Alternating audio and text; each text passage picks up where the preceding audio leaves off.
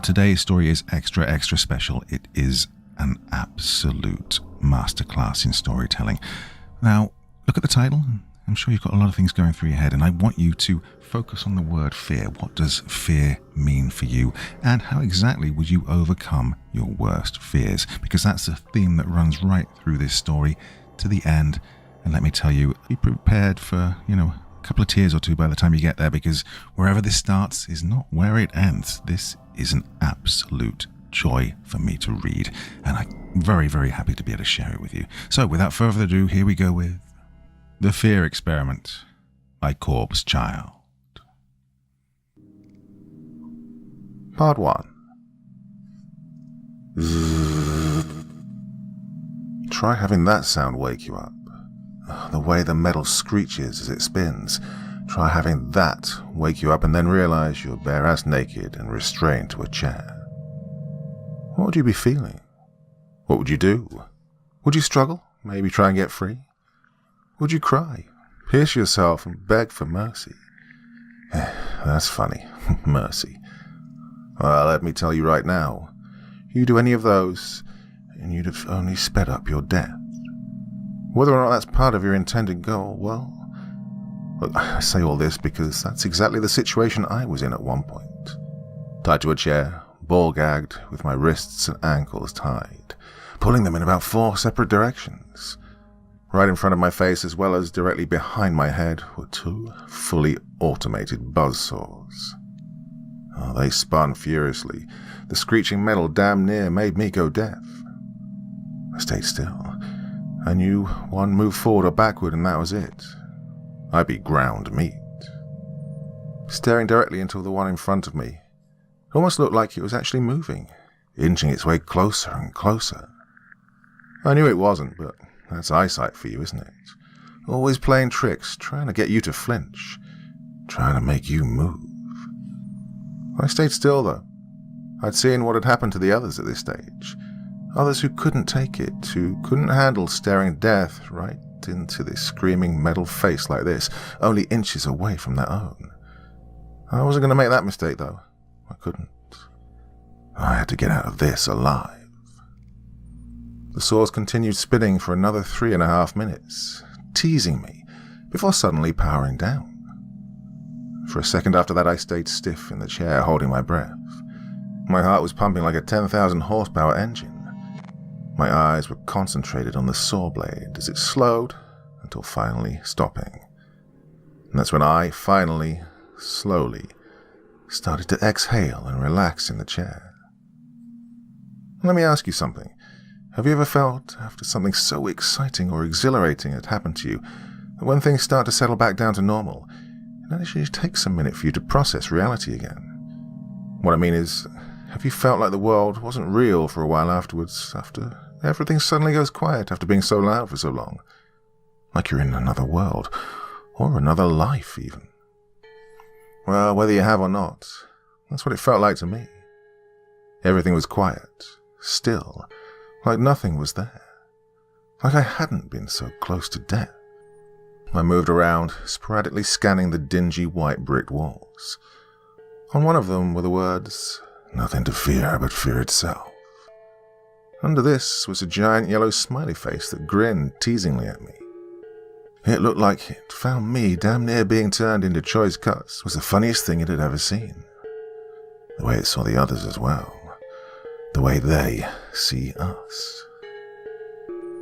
I looked then to the wall at my right, seeing the tinted, bulletproof window. I couldn't see anything or anyone from my end, but that wasn't the case for them. They saw everything and anything. They watched from that window, savoring every moment with a shit-eating smile at least as big, if not bigger, than the face on the freaking poster. Eventually, the light clicked on from the other side and I saw her. Director Webb. At least, that's what she likes us to call her. God only knew if that was her actual name. It didn't matter, though. We, of course, had a different name for her anyway. A simpler one. Bitch Widow. She wore a black crop top and tight leather shorts with fishnet stockings. She dressed like this for 2 reasons. First being because, according to what I'd heard, she used to be a prostitute, and the second, though, was so that she could show off her spiderweb tattoo on her stomach. It was her signature, her trademark, her display of dominance. You saw that and you saw her, and then you prayed for whatever mercy you could. She stood with her thumb over a button. That gets your blood flowing, tiger," she said in a smooth voice through the intercom at the top left corner of the room. I stared at her coldly for a solid minute. She smirked. "Oh, you're a quiet little bastard, I'll give you that much." I saw her step to the right and begin fiddling with what I guess was some kind of control panel or something. And suddenly I watched the saw blade mechanism start to retract into the walls. "Well, in any case, congratulations. You'll progress to the next round." She then clicked a button mounted on the side of the wall on her end. "Sweet dreams, tiger," she said with a wink. In maybe 2 seconds, my eyes became heavy and the room felt like it was spinning, and then everything was dark. I didn't dream. Honestly, I'd never been one to have dreams, good or bad. Well, not like most people say they have anyways. I do see things in my sleep. It's always the same thing. I see the faces of my fiancée, Vanessa, as well as my best friend, Brent. That's it. Just their faces. Smiling, laughing, screaming. I don't have any sort of vivid scenes play out or anything either. No, it's just their faces staring back at me, reminding me of why I have to make it out of this freak show alive. It's what's kept me strong this far, what's gotten me this far through the game. Ironic, really. I awoke sometime, and don't even bother asking me how much, later, sitting on the cot in my little holding cell. I couldn't go back to sleep, so I just lay there, looking up at the ceiling. The dark, ash-grey ceiling that had bits of worn paint dangling from places where it had begun flaking. Sometimes I see this too in my sleep, sort of a way of contrasting. The faces of my loved ones being the light at the end of the tunnel, while the weathered, decaying ceiling, the lifeless brick walls, acted as a reminder of what awaited me if I failed. It was the good and the bad, hope and despair, heaven and hell.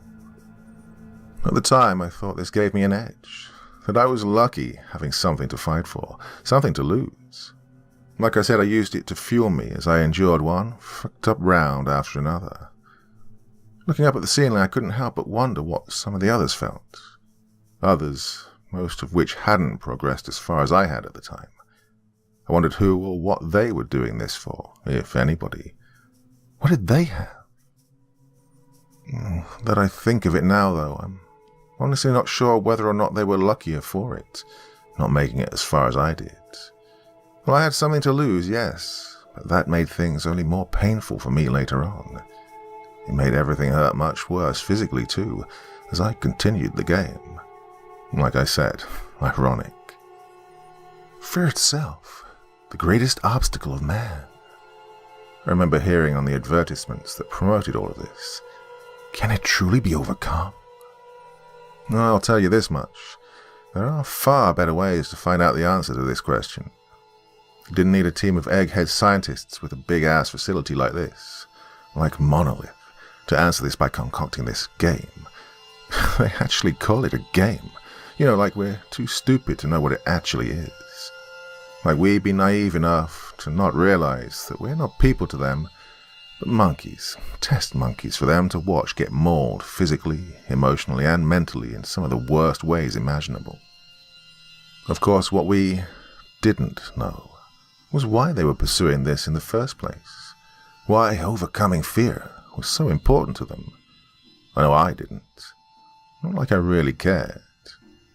So long as she's okay. I heard the intercom blare. An announcement was about to be made by the bitch widow. Attention! Attention! 5 more contestants have made the cut to the next round. Contestants A, C, V, and U and Z. Congratulations. You'll all be progressing to the Nexus rounds. Sadly, some of your peers weren't so lucky. Sounds of crowd disappointment played before continuing with, Guess they just didn't have the guts. This was followed by sounds of laughter. Yeah, I bet that was funny to them. Contestants D, E, and F will be progressing to the danger floor in 2 hours. As for our Nexus round competitors, rest up. Enjoy whatever dreams you can, because our next round will begin right after. The intercom went out after that. I lay back on my cot, staring once more at the depressing ceiling, my metaphor of hell. I laughed hollowly. It was funny to me. I was slated to head to the danger floor. The danger floor, as if nowhere else in this place could have been nicknamed that, and it still fit just as perfectly. I mean, for Christ's sake, the first level, the cradle, they called it, was a series of tasks ranging from finding a crying baby doll in a web of razor wire, withstanding a heated room that escalated in temperature that maxed out, at least I think maxes out, at 10,000 Fahrenheit, and, lest I forget, the serpent's den, where I was forced to lie bare-ass naked in a den of squirming cobras for 10 minutes straight without so much as flinching, or else I'd be impaled by the serrated needles that were positioned only half an inch above me. If you thought it didn't get worse from there, then you're a frickin' moron. A naive, optimistic moron. Just like I was when I signed up for this. I thought things couldn't be worse. I thought the worst you could get was when Vanessa got sick. Stage 2 liver cancer, as well as ulcers in her lower intestine. Doctor said it was unlikely there's any real way to treat it, thanks to the ulcers. Well, that, to me, as it would be probably to most people, was the worst possible thing to hear. What was worse, of course, was that we didn't have a whole lot of money to even properly feed ourselves and keep the roof of our cramped 1-bedroom apartment over our heads, much less be able to afford medical treatment, especially not if funeral expenses were not long to follow. My dead-end job as a bouncer at the bar was also circling the drain at the time as well, which would have meant soon I wouldn't even have that to rake anything from for her. In short, the love of my life was dying, and I needed a freaking miracle to save her. Then I'd find out about all of this. It was from a patron at the bar who I'd never seen around before. Now, keep in mind, the town I'm from is relatively small. I could tell you where at least half the residents lay their heads down at night, and what time. I say that much to say that, yep, it wasn't usual for me to see a new face, an outsider, coming into the bar. What was even further out of the ordinary was the way the guy actually looked. Now, to give you a reference of what I mean by this, imagine just about any seedy-looking biker bar you've seen in the movies. You know the type. Dark, dusty wooden walls, 2 or 3 tables, 2 others on the side near the champagne room in the back where the booth seats were, and the jukebox by the door that, if we were lucky, would work once every 2 or 3 months. Now take this and imagine the type of people you'd think come through there on a regular basis. I bet a young, nerdy-looking kid in shades and a black dress shirt isn't what you were picturing, is it? It wasn't what I was expecting anyway, like I said. But there he was, plopped on a bar stool next to me. I was, for reasons already stated, plus the general bullshit from work that night, losing myself with shot after shot of Jack. Wasn't working, though. It's probably a safe bet to say I wasn't doing real good at hiding it either. At least, judged by the fact that the next thing I knew, he turns to me and asks me if I needed a life-changing phenomenon. I remember looking back at him, probably sloshed by that point, and wondering what to do or say. For one thing, it was abrupt when he said it. I mean, completely unprovoked. I'd not, at least that I was aware of, made any attempts at trying to engage in conversation or even look in his direction before this. In other words, in my eyes, he really had no reason to be interacting with me. The other thing was the excited, sort of laid-back tone he took when he asked this. He sounded like he was about to rail on about some new thing that was on the market or something, the same way kids nowadays do when they're gawking about some new viral video. He was gauging me, essentially. He had a purpose, and for some reason, he thought it'll be something I would be interested in knowing about.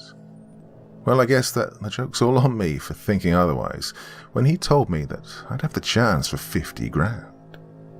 Obviously, my first thoughts were a combination of, what the frick is he talking about?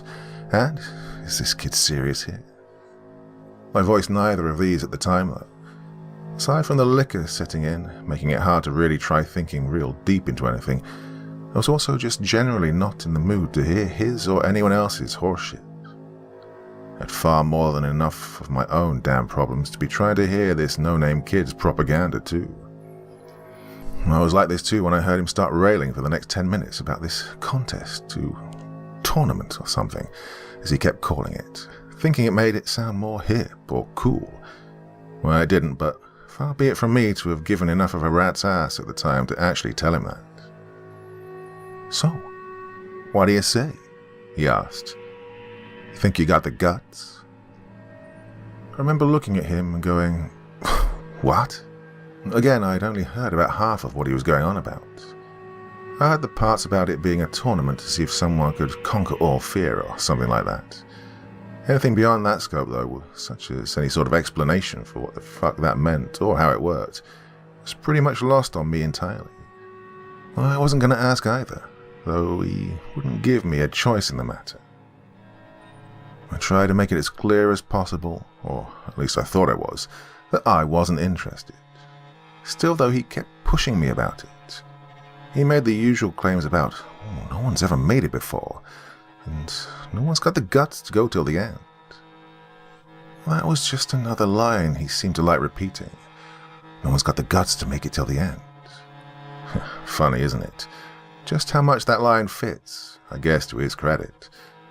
I didn't see any of that at the time, though. No, I just rolled my eyes and downed my last shot of Jack for the night. I was turning to make my way to leave, back to the apartment where I'd either toss and turn all night or cry myself to sleep. Whichever had come last, I guess. When he thrust a business card at me, as well as pay off my, albeit pretty hefty, tab. Now, as funny as this sounds, him doing that actually helped ignite my interest in his little pitch. See, by that point, I'd ran up a good $700 to $750 tab. Again, for obvious reasons, I couldn't pay that easily, not without months of major cuts taken from my paycheck. But this kid just went and covered it all in one fell swoop. Hey, kid, I slurred. He turned to me, noticeably parting the left corner of his lip. Where do you get that kind of freaking money from? He didn't reply. Instead, he just pointed to the business card in my hand and winked, before getting up and leaving himself. Well, I just stood there, as steadily as I could anyway, wondering now how this kid could have had that kind of money just on hand like that. That would inevitably lead me to start thinking how I'd be able to make this kind of money. Money that I'd be able to put towards Vanessa's treatment. Hell, with any luck, I suppose the money could have hurt us afterwards as well, when she'd recovered. She could come out of the hospital refreshed and new, and we could take a vacation up to the mountains like we'd been wanting to. No, we could move to the mountains like she'd always wanted to. That's what led me that night to come home and search up the information listed on the card. The card itself was plain, having only listed a website address and a sort of logo of a large black block or stone with the words Monolith Corp written in bold, yet still tiny as hell lettering under it. I wasn't sure how much I expected to find, but I'll say that it was at least a little more than just a single website. Well, I say website, but it wasn't even that much. Clicking the link directed me to a page with a single pop-up that read in bold lettering that was designed to look like it was bleeding, like how commercials do on Halloween. Can you beat your fear? Fear, the greatest obstacle of man. Can it be overcome? Below were listed 3 more things. An address and a time, as well as the aforementioned $50,000, which was actually slightly bigger in size compared to the rest of the text. The time was listed for 11 a.m. that Saturday morning. And that was it. No other details, contact information, trailers, instructions, or even any pictures about the event or whatever the fuck it was anywhere. Nothing. Now I'll bet you're thinking that I had a lick of damn sense enough to close that page, throw away the card, and just go to bed, right? Well, I said it before, the joke was on me. I threw the card away and closed the page, sure, but that wasn't the end of it. I mean, think I've made that clear, yeah. I was desperate. Wouldn't you be? Out of curiosity, let me ask you something. If you were put in my shoes, hypothetically, you're struggling real bad for money, just to barely get by, and then you find out the person you love most in the world, your ray of sunshine, has freaking cancer, and then you find even a slight ray of hope, even if it was pretty spotty looking. Well, would you have gone for it? And for me, the answer would be yes. Anything if it meant I'd get to make Vanessa come back. Oh, I'd sell my soul for that. For her. Anything.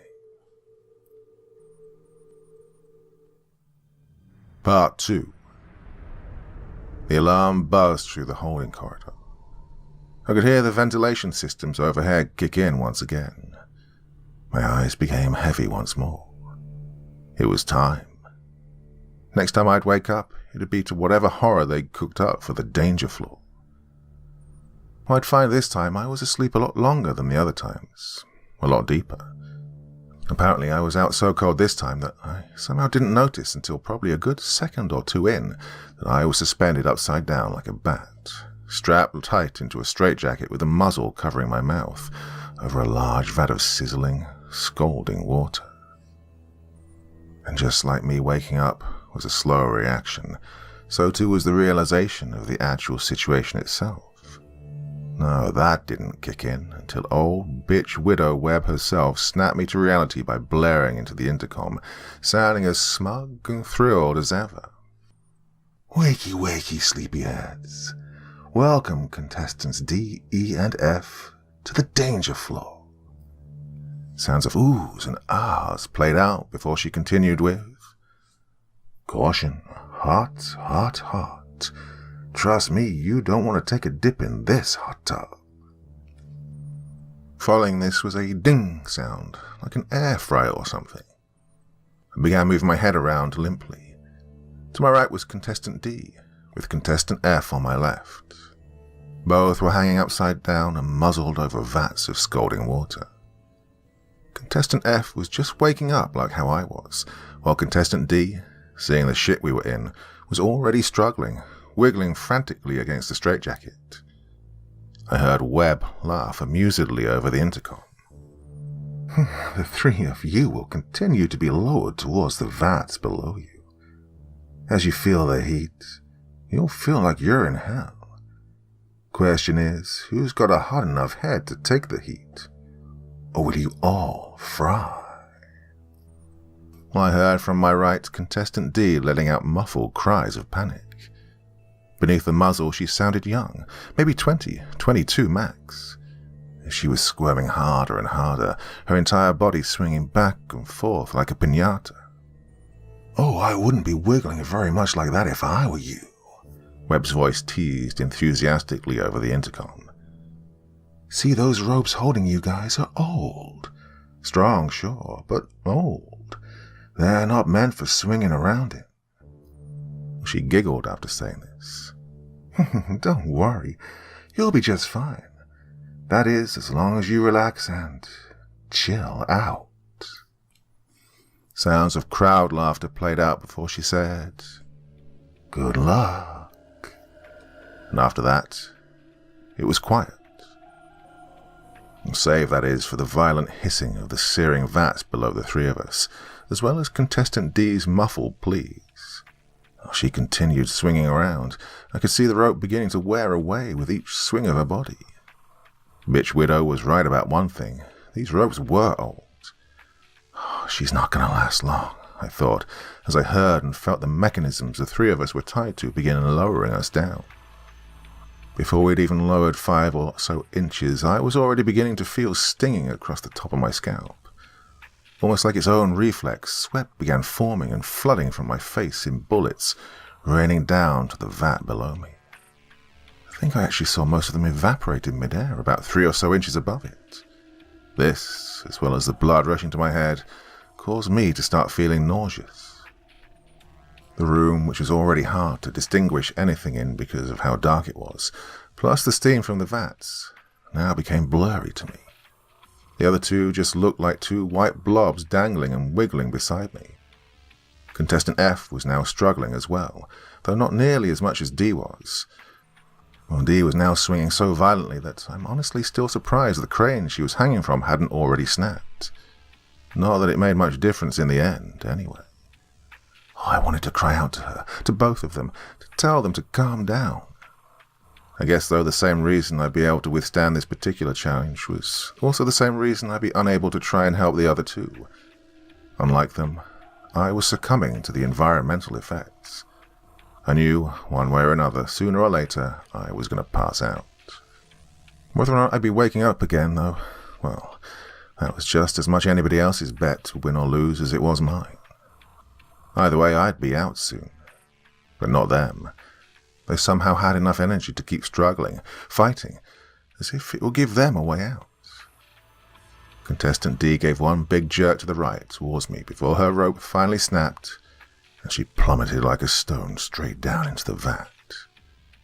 Despite being muffled and short-lived, her screams of pain, terror, and anguish will be something, one of the many somethings, that will always haunt the back of my mind for every second I'm still alive, both awake or asleep. I just barely saw for a brief second Contestant D's eyes as her milky white skin charred. That's also something I'll never forget. Oh, she was so young, so energetic.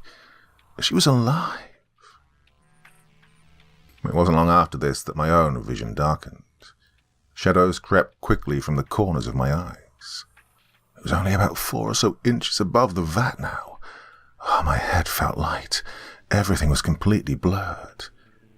I lowered another inch. Oh, my face felt on fire now. I was so close to the vat. I could hear the liquid sizzling, wildly cracking and popping, before everything became muffled. I barely got one last glimpse at Contestant F, who had stopped struggling, and then nothing. I saw her face again, my sweet Vanessa. I saw her eyes staring back at me, frightened and sad. She didn't say anything to me. She couldn't.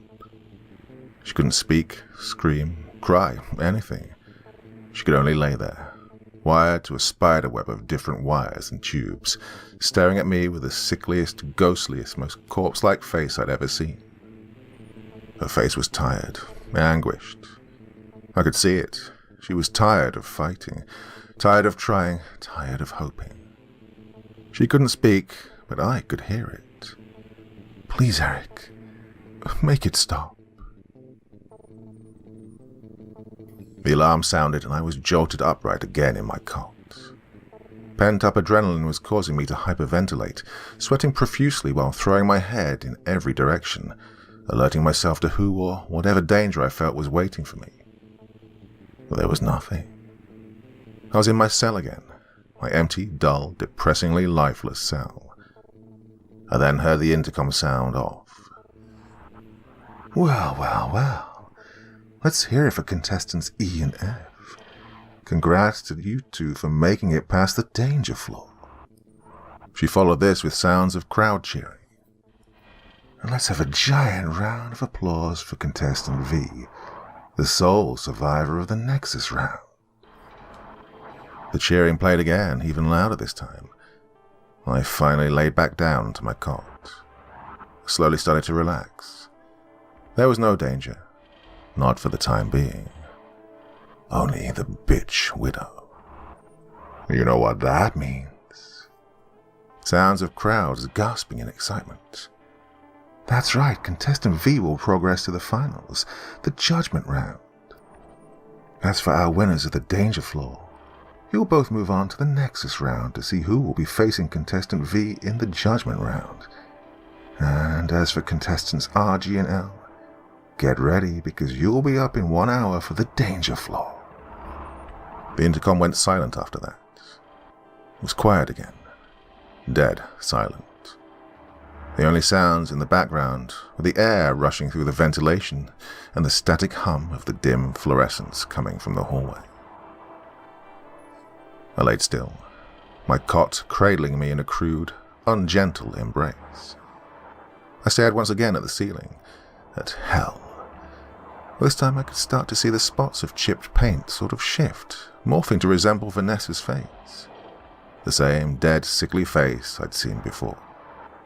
Sunken eyes, formed from the two largest exposed patches of the ceiling underneath, stared longingly back down at me. And I won't lie, this was when I couldn't help but shed tears. For as much pain as I'd endured, both physically and mentally up to that point, that sight alone was the most painful thing I could endure. It was the reminder of hell, just like the paint-chipped ceiling above me was. It was a lingering dread of what waited for me if I failed. A life where she suffered until she was no more. It was my nightmare, as well as my biggest single motivation. It was my worst fear. What's your biggest fear? I remember being asked that at the beginning when I was signing up. It was the last question on the form, at the very bottom in almost fine print. I didn't answer it though. Funny enough, that was an optional question. I figured, why answer that? Why make anything easier for them, just to make things harder for me? Again, ironic. Funny even. I closed my eyes. It was hurting me to think about it. They snapped open again when I heard the sounds of clicking footsteps coming toward myself from the end of the hallway. I sat up to listen. Oh, I recognized them. Platformed high heels, slick and solid. My visitor was none other than Bitch Widow herself. You look tired, she said, crooning to me. You should relax, Tiger. You look like you've lost something. She came up to the bars of my cell, locking her eyes, her deceptively warm, inviting eyes, with mine. Her face was one of longing, of hunger almost. You have lost something, haven't you? Or rather, someone? I didn't answer, not verbally anyway. Instead, I simply turned away, laying down on my stiff cot and facing the opposite wall. In a way, I was like a child, trying to show grit against his parents by giving them the cold shoulder, even when, in reality, I was as tiny as ever.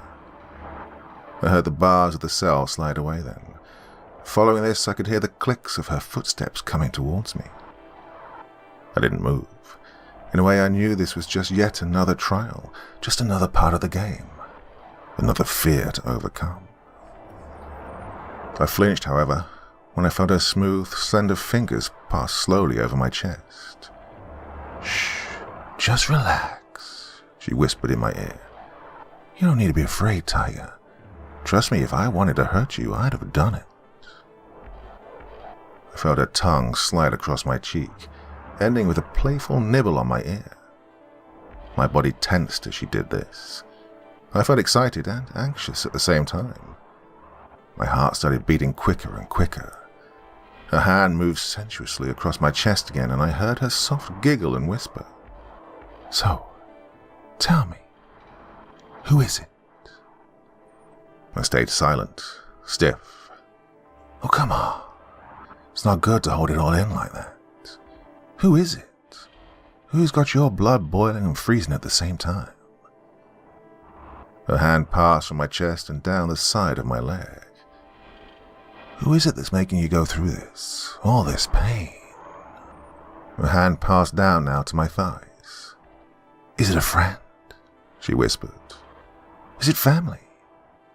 She let out a soft, almost ecstatic moan and whispered, No, it's neither of those, is it, Tiger? Oh, I'll bet it's a lover. My body seized up again hard. I struggled not to lash out. I couldn't give her that satisfaction, that she was right, that she knew, and I didn't even have to say a word. No, I had to keep calm, I had to keep fighting. She giggled softly in my ear again.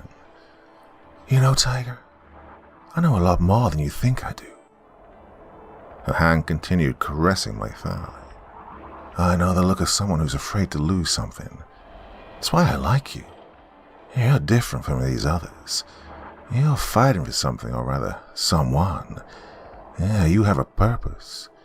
You're in this for more than a lousy 50 grand. She leaned close to my ear and whispered, No, you're fighting for survival. You're fighting for what you love. I like that. She wrapped her arm around me, spooning against me. The only question is, who is it? The room was silent again for another minute. I felt her body nudge closer against mine. It was my son for me. Her voice was different now. Her seductive guise was gone. Now she sounded small, pitiful, vulnerable. I wanted him to have a home, a proper home, you know, a place where he could safely lay his little head. She stopped for a moment. I heard her let out a heavy sigh, like she was holding back tears. I wanted him to have a life. Her arms tightened around me. She was no longer powerful in that moment. She was tiny, like I was, like the rest of the contestants.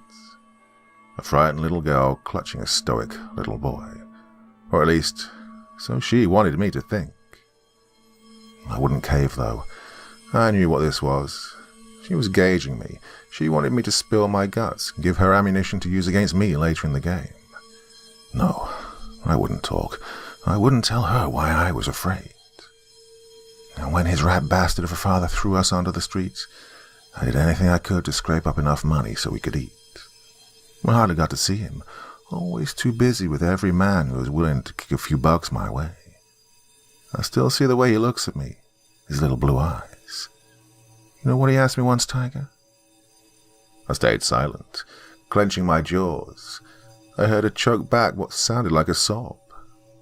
Her fingernails dug slightly into my chest. Then, in an even smaller voice, she said, "Mommy, when will this all be over?" I felt a lump form in my throat, and for an instant I saw it again, Vanessa's own longing face, begging for it all to end. You know what that feels like? Is that what it's like for you? Does it kill you to see the person you love look so tired, so empty? Her voice broke completely and her grip tightened. She then whispered, "Are you so scared to lose them that you'll break yourself in every way necessary just to hold on to them?" "Yes." Her body now seized up, freezing in place almost. My own heart was now jackhammering in my chest, desperate to punch straight through. I'd done it. I'd broken. I'd exposed myself to her, my enemy, to the bitch widow. Time felt like it was frozen for a solid 5 minutes. No sounds, no movement, nothing. Suddenly I felt Webb's body relax again, even taking her nails out of my chest. She went back to softly stroking my chest silently for another minute or so, before I felt her sit up and lean down close to my ear again. "It was nice to hear you talk to me for once, Tiger." And with that, she planted a wet peck on my cheek before getting up and walking out of my cell. I was alone again. My body was shaking. I was nervous now. Well, in all honesty, up to then, I'd not really feared what I'd face in the next rounds. I knew that whatever it was, however dangerous or life-threatening, it'd be nothing compared to the fear of losing Vanessa or failing her. But now that power was diminished. Now my strategy, my secret weapon, I guess you could say, was exposed. The bitch widow now knew my secret and would, no doubt, find a way to use it against me in the upcoming levels of the game. I was vulnerable. I could feel my eyes start to burn with tears. I knew I was essentially done for now. I'd lose. The game, my life, but worst of all, I'd lose her. She'd slowly and painfully die of cancer, and she wouldn't even get a decent burial. It'd all be my fault. All because I cracked. Because I was afraid. Part 3. The alarm buzzed. This time, for the first time, I was actually scared to go to sleep. More than that, I was afraid of actually waking up. The air rushed through overhead again. I braced myself, waiting to be forced to sleep, thrown into whatever freak show I was slated for next. But nothing came. I waited for about another 10 minutes with nothing happening. I realized then that it wasn't for me, not this time. Wasn't time for the Nexus round yet, I guess. I then saw two gorilla-sized men in gas masks and body armor stomp down the hallway to a few of the other cells at the other far end. I watched them open up and drag the unconscious bodies of the R, G, and L contestants out and back down the hall where they come from. I just watched numbly as they were dragged along. It was like how an animal would watch as one of their kin were being led to the slaughter. They'd know what would happen, that they'd never see them alive again, but at the same time, what the fuck were they going to do about it? So they just sit and watch, praying they wouldn't be the next in line. That said, the question presented itself to me once more. What kept them going? What was keeping them from just hitting the fuck this button and giving up, succumbing willingly to whatever they'd been subjected to? Did they too have someone they were afraid of losing? Well, these questions buzzed around wildly in my head for at least the better part of an hour. Though, being honest here, it felt even longer than that to me. Longer or not, though, my thoughts on this would be cut short when I'd hear the intercom buzz again. "Give it up for contestant R, everybody." Sounds of the crowd cheering played, this time though sounding like whatever device they'd been coming from was just about out of juice. Webb's own voice even sounded noticeably less enthusiastic than it had been. "We're almost at the end, folks. Only 4 of you left. So far, only 1 has made it all the way to the judgment round. So the question for now is, who will contest them for $50,000 grand prize? In just a few minutes, we'll be finding out in our next and last Nexus round." Right before, the intercom went silent after that. Only about 2 seconds later, the noise from the intercom was replaced by the noise from the door to the hallway opening, followed by the elephantine stomping of the men from before, dragging the sleeping body of contestant R back to the cell at the far end of the room. Once they dumped him back in his cell, the men just stood in the middle of the hallway. They were waiting. I was too. Like she'd said, we were almost at the end. In about another half an hour, I heard the alarm sound, followed by the now all too familiar sound of the ventilation. This is it, I thought, as my eyelids drooped heavily. Soon I was out like a light again. Well, this was the first time since starting the game that waking up felt different. It felt peaceful, quiet, no imminent danger like from before. Or maybe I shouldn't call it peaceful. Quiet, sure, but not peaceful. To me, peaceful would have at least implied that all was safe, that nothing around was going to hurt me. Well, I knew far better than that, though. No, I knew it was only a matter of time before something, I didn't know what, but something, would come out and ambush me. The only question I had was what and or where it was. Well, the second key difference now, though, was that Director Webb hadn't made her little announcement yet either. I say this to say, the silence agitated and somewhat frightened me more. At least if I had woken up to immediate danger, I'd have actually half expected it. But here I couldn't. Here I felt exposed. Vulnerable. As vulnerable as I was in my cell with the bitch widow. Then, almost an hour later, allowing for this disturbingly quiet environment to settle in, I heard the blare of the intercom. "Here we are, folks. The Fear Itself game's last Nexus round." Well, crowd cheering sounded all through the current room once again. Lights then flicked on, and I saw that I wasn't in an empty room after all. Instead, it was actually a gigantic labyrinth. I stood up slowly, placing my hands on the walls as well as the floor below me. I felt them to be solid steel.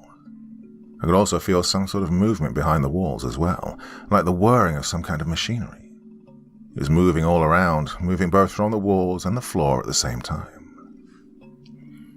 "You 3 are the only ones left who've made it this far.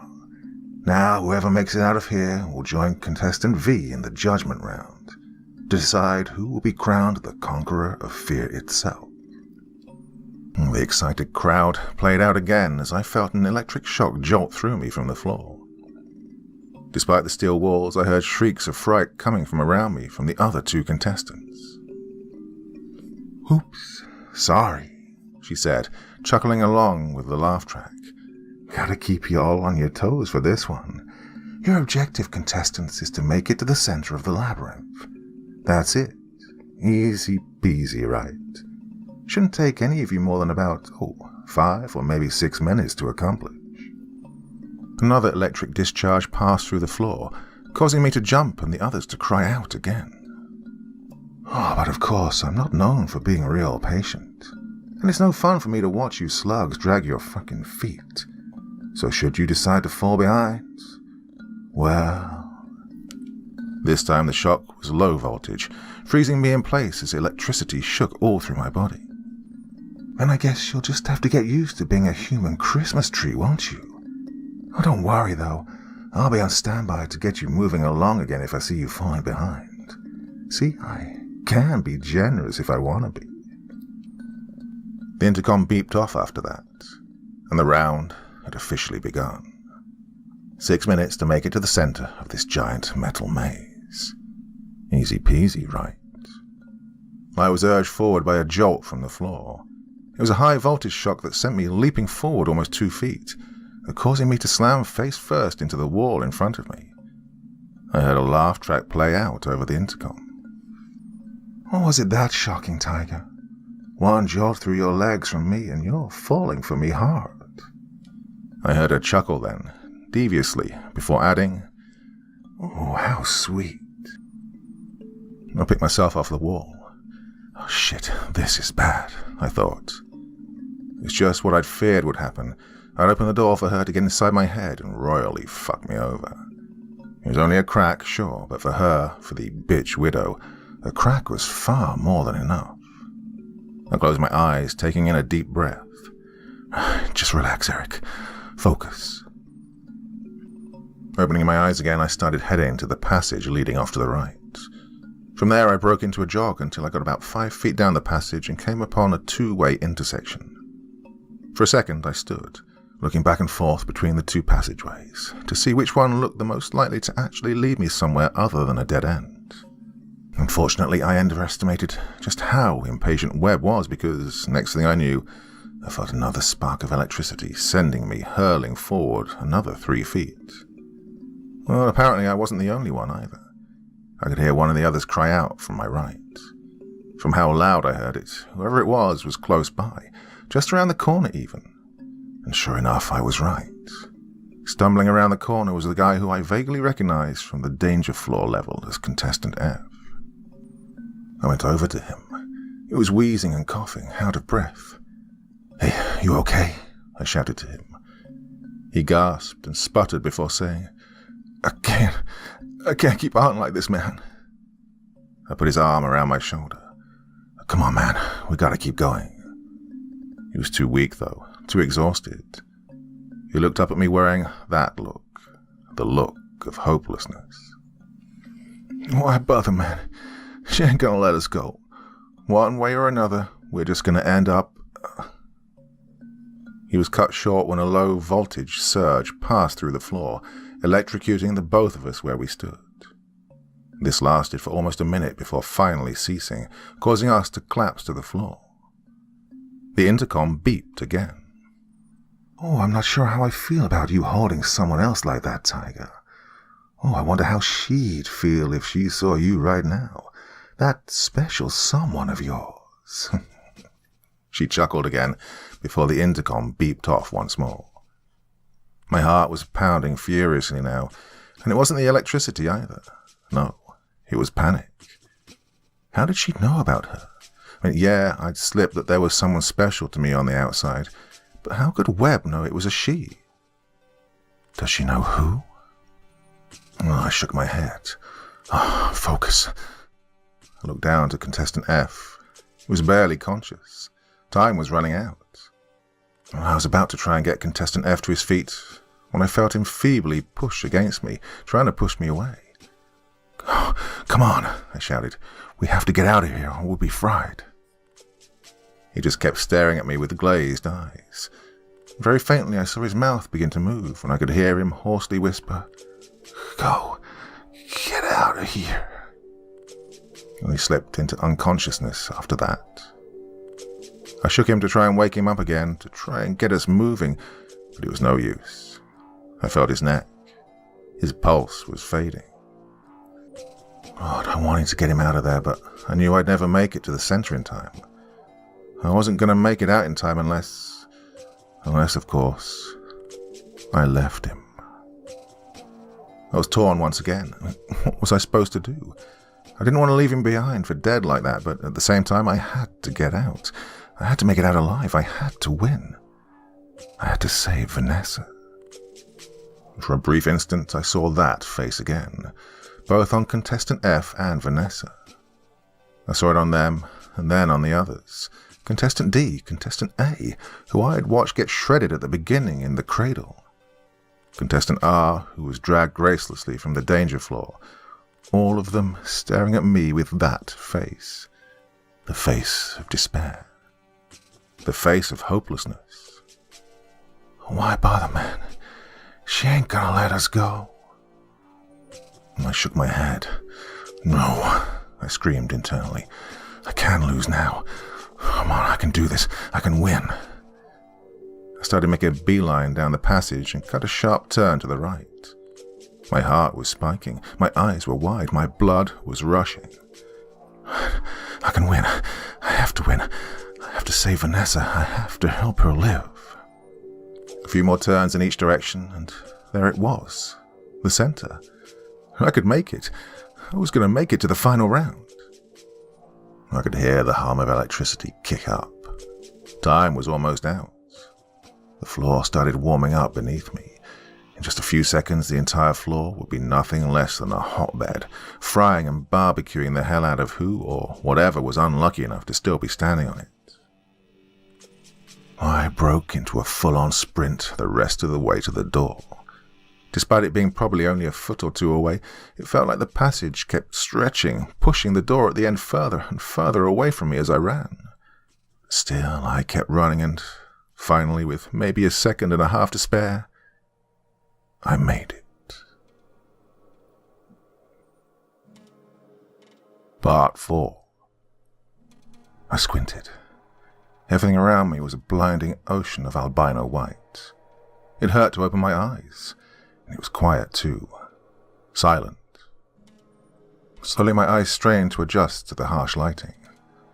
Once at least semi-clear, I now saw that I was in a long alabaster hallway. I started walking slowly down. All around me was nothing, just blank white walls. I kept walking until my feet started to ache, and still there was nothing around anywhere. It was empty. Silent. Oh, where am I? I started violently when I heard the intercom beep. Take a right and stop at the door at the end of the hall.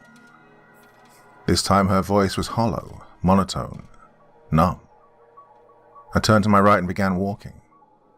There it was, around the first corner, dead ahead at the end of the hall, the last door.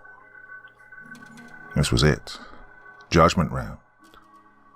I walked anxiously towards it. I was about to grab and throw the door open when I stopped. My hand was clutched around the handle, but for whatever reason, I just couldn't. When will all this be over? I see the faces again. All of them. Why bother, man? She ain't gonna let us go. One way or another, we're just gonna end up dead in here anyway. I see her. Vanessa. Her pale, sickly face. I see it start to decay, peeling like paper from her bones. Her eyes, her beautiful eyes, glaze over as she slips away. Please, Eric, make it stop. She then fades completely, crumbling to dust before my eyes. Are you so scared that you'll lose them? That you'll break yourself in every way necessary just to hold on to them? I screamed and threw the door open. On the other side there sat a hospital bed, and in it was a little boy. Webb stood at the right of it. I froze, the adrenaline taking a moment to die back down. Hey there, Tiger, Webb said blankly. Her face was hollow, dead, the way you'd imagine a puppet to look. I started looking around. I couldn't see anything or anyone waiting. Of course, like I'd seen so many times before in this place, that didn't mean anything. It was never that simple. There's something, always something. But what? It's okay. There's nothing here. I looked at her. She turned and looked at the hospital bed, then to the boy. The boy then looked to me. I looked at him and something clicked. His face, his smooth, round face, his dark hazel eyes. They were just like hers. This was her little boy. The one she fought for. His eyes were glazed, the eyelids looking like it was just about all they could do to even stay open. I could hear the EKG monitor beep quietly. This is... Yes, she said. Yes, he is. My little Brent. She stroked his cheek, her face still cold as ice. I walked up to the bed. I was still looking around the room to see what was hiding, what implements bitch widow planned to surprise me with. I didn't believe her claim that there was nothing there. Well, that said, I couldn't see any sort of implements of torture or anything like that. That was, except for when I saw a needle on her side of the bed. My eyes widened seeing that. Oh God, what's she got in there? Cyanide? Drugs? Truth serum? My heart began beating harder and harder again. Calm down, Tiger, she said numbly. I told you there's nothing here to hurt you. That's not why you're here. Well, then why am I? I asked, still tense. She kept her focus trained on the boy. Because I need your help. I frowned at this. My help? With what? She ruffled the boy's hair, sighing heavily. Oh, he's precious, isn't he? I just kept looking at her. I didn't know what I was supposed to say. He always was a sweet little boy, brave and strong even when I wasn't there for him. He was brave even when they hurt him. Even now you can see it, can't you? The way he's fighting? Her voice cracked as she said, Mommy's little fighter. I looked back to the boy. His face was pale and sunken. I realized he was sick. He was dying. Just like... She reaches out to me. Please, Eric, make it end. I shook my head. What am I here for? What am I supposed to do? She sighed again. What I can't. What? You're here. Your final challenge, Tiger, is to do the one thing I'm afraid to do. She clutched the needle. My body tensed up as she held it up to me. He shouldn't have to keep fighting anymore, should he? Well, what happened to him? The words almost seemed to jump from my mouth. She looked from the needle back to him, stroking his face again, and her eyes began to glisten. I owed a lot of people a lot of money. We were literally sleeping in dumpsters in between alleyways every night, and I was lucky at the time to ever have any money to scrape together to get some food for Brent here. So I started borrowing money from some very bad people. Of course, I figured so long as I could either do a few of their dirty little favors and give them back the money in pieces, that everything would be fine. But, wasn't enough, was it? I said, and she shook her head. Her lips began to pucker and the tears were flowing freely down her cheeks. And it never would be. On top of that, prices for food started to go up, which meant it was damn near impossible for me to afford anything. I kept putting myself further and further into debt, just to try and provide for him, just so he could stay alive, live to maybe one day have a better future, you know. I looked to Brent again. I noticed then that he wasn't moving at all, save for the very faint rising and falling of his chest. Not even his eyes were moving. But it didn't matter to them, she continued. All that mattered to them was the money. Money that, well, I couldn't give them. It didn't matter that I was just getting by in a miracle as it was. It didn't matter how much I sold myself off to random men just to try keep making a bit of what that money was. And worst of all, her face melted in tears. They didn't care that he was just a little boy. She began sobbing quietly. My heart stopped. I felt like my head was going to spin right off my neck. This whole time, through everything I'd experienced up to the present, this was probably the most viscerally haunting moment I'd ever experienced. To this day, it's still one of the most emotionally damning moments ever for me. What comes next, however, is what continues to keep me from being able to sleep properly at night. "Well, why didn't you try and get help?" I asked, though somehow something told me this was a question that answered itself. "And who was going to do that, huh?" she cried. "The police. I wasn't stupid. I tattled on them and they'd have killed the both of us. Not to mention they'd have taken Brent away from me. I couldn't have that. He's my world, don't you understand? He's the best thing I ever had and I couldn't lose him." But, here you are." She melted down again. I just watched, and I began to feel something deep within me start to burn, something clawing at me. This somehow felt familiar. I was watching Director Webb, the cruel and terrifying bitch widow herself, crumble into pieces, afraid. Not afraid of someone or something that could harm her, but afraid of something that was going to happen, something that had to happen. And then it clicked. It all finally came together. The game, the sadistic challenges, that night in my cell, all of it. I could see it come together to tie down to this very moment. She needed someone who could conquer fear, all fear. She needed someone who could do what she was afraid to do now. That's why she created this game, fear itself. She needed someone who wasn't afraid to make it all end. I looked at her, a lump forming in my throat. "What do I do?" She sniffed and held up the needle again. "This has 75 milligrams of morphine, enough to overdose a grown man." She then looked at me and thrust the needle out.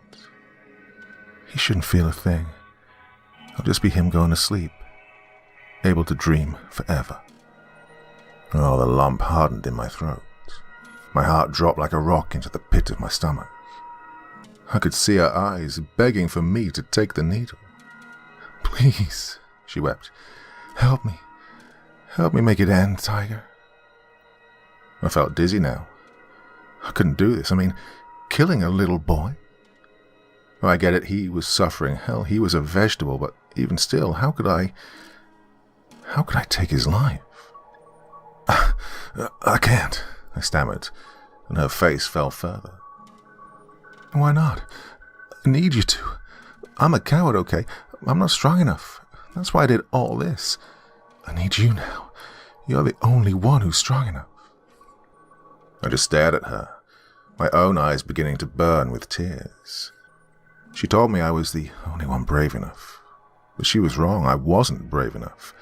I was scared just like she was. I was scared of having to let go.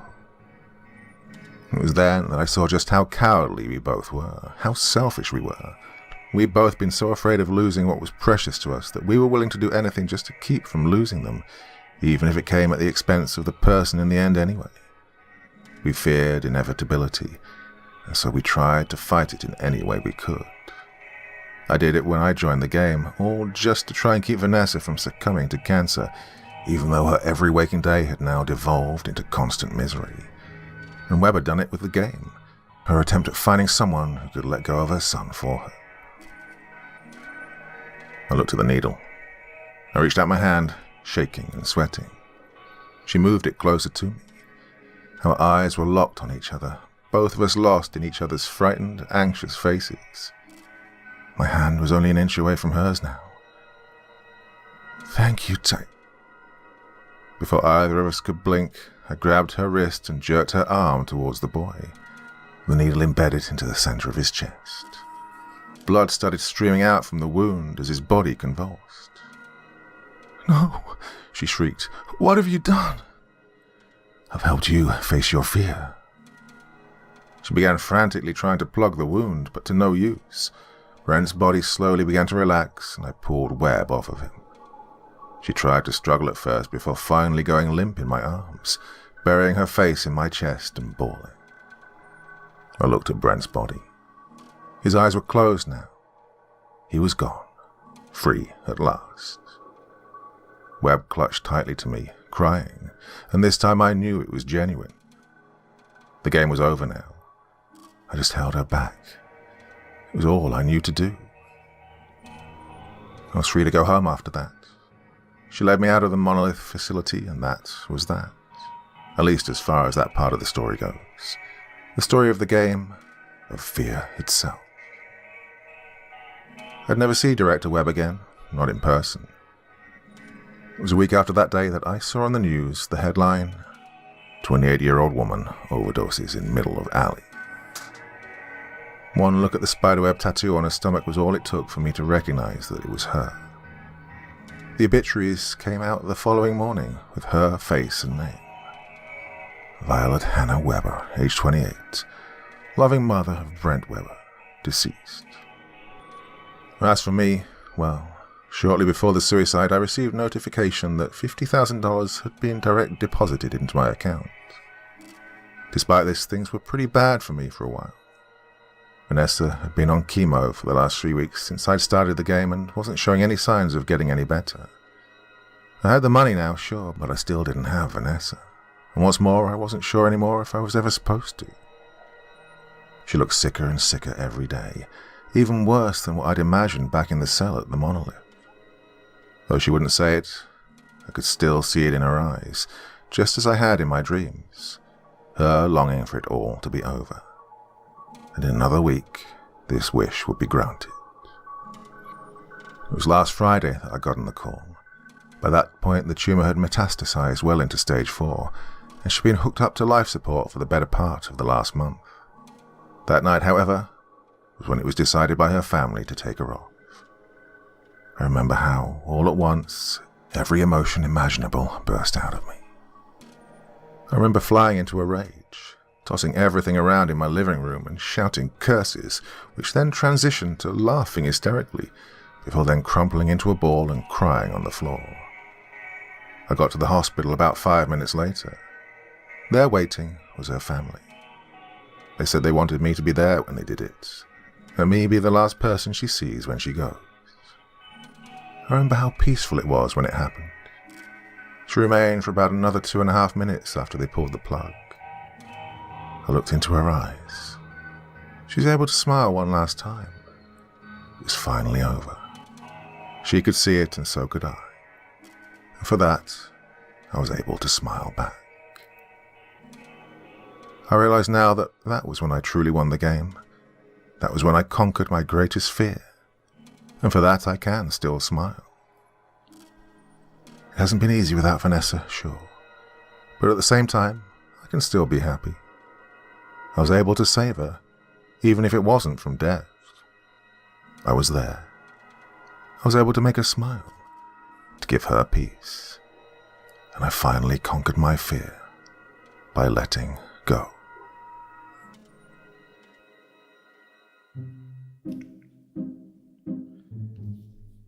So, my dear friends, I have to say that's one of those stories that was pretty difficult to get through, especially given my current situation. I'm very close to losing a important part of my family to, let's just say that story really hit home. This is quite an unusual ending, but bear with me, please. Some of these really are just incredible stories, and that one, I told you at the start, wherever it began, it wouldn't end up in the same place. I'm sure a lot of you will have experiences something like that anyway. Just forgive me for not delivering the normal kind of ending to this one. I'm flying out to England in a couple of days because I have to be there for my family this time. Anyway, that's not what you're here for, is it? I hope you enjoyed the story. It was a pretty emotional one, and as I said at the start, I was really glad to be able to tell that one to you. I hope I did a good job.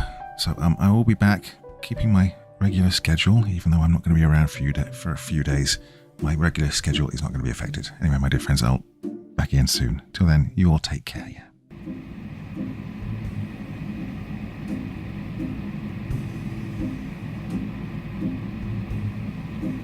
Thank you so much for taking the time to listen to this story today.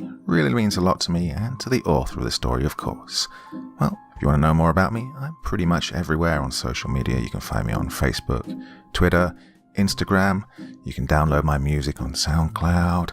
I've got a Patreon if you feel like throwing me $1 or $2. Very much appreciated.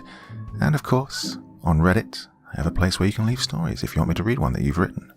Well, hoping to see you all again very soon. Till then, sweet dreams. Bye-bye.